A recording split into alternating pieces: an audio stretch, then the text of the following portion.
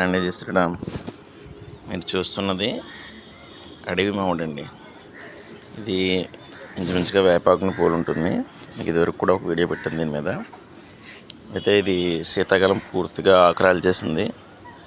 ఇది ఏమైనా చనిపోయిందేమైనా భయపడ్డాను. మళ్ళీ చక్కగా చిగురిచ్చింది. ఇప్పుడు కొత్తగా పూత కూడా వస్తుంది.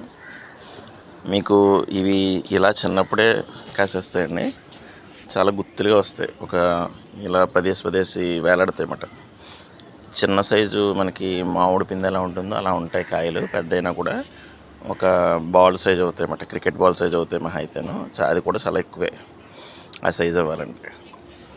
ఆ పిండి చాలా బాగుంటుంది. అది మచ్చలు ఉంటాయి చుట్టూరా. కొంచెం మామిడికాయకి ప్లెయిన్గా ఉన్నట్టుగా ఉండదు. నల్ల మచ్చలు ఎక్కువగా ఉంటాయి కాయలకి. చాలా చోట్ల చూశాను నేను. అయితే మన వైపు కొంచెం ఇవి రేరు. ఇప్పుడు తెలంగాణలో చాలా వరకు పెంచుతున్నారు వీటిని. ఇవి సేమ్ మనం రుచి ఎలా ఉంటుందంటే వగరు చింతకాయ అలాగే పచ్చి మామిడికాయ తింటే ఎలా ఉంటుందో అలా కొంచెం పులుపు వగరు కింద మిక్స్డ్గా ఉంటుంది. తీపి కూడా ఉంటుంది ఇందులో. నిజంగా చాలా బాగుంటుంది. నేను మామూలుగా ఈ మొక్క తెచ్చినప్పుడు పక్కన కొంచెం పెద్ద మొక్క ఉంది. అందులో కాయ అడిగి తీసుకున్నాను నర్సరీలో. చాలా బాగుంది తినడానికి. పచ్చిగా చక్కగా తినేచ్చు మనం మామిడికాయ తిన్నట్టుగా. ఇది పప్పులో కూడా వేసుకోవచ్చు. చాలా బాగుంది మొక్క. ఇప్పుడు మా ప్రస్తుతం మీద పూత మీద ఉందండి. కాయలు అయిన తర్వాత వచ్చి పెడతాను.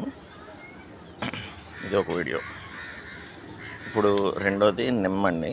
ఇది కూడా స్వీట్ లెమన్. ఒక కాయ నిలబడింది మన పూత మీద, అది పెరుగుతుంది. ఇప్పుడు మళ్ళీ కొత్తగా చిగురులు వచ్చి పూత వస్తుంది మొత్తం అంతా కూడా. తీపి నిమ్మ అంటారు దీన్ని. ఇది కూడా తొక్క కూడా తీయక్కర్లేదు, డైరెక్ట్గా తినచ్చు. మొన్న కూడా నర్సరీకి వెళ్ళినప్పుడు ఒక కాయ తిన్నాము, బాగుంది. ఇది కూడా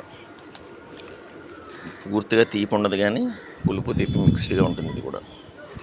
ఇది కూడా ఉన్న వాటిలో రేర్ మొక్కలు ఇవి.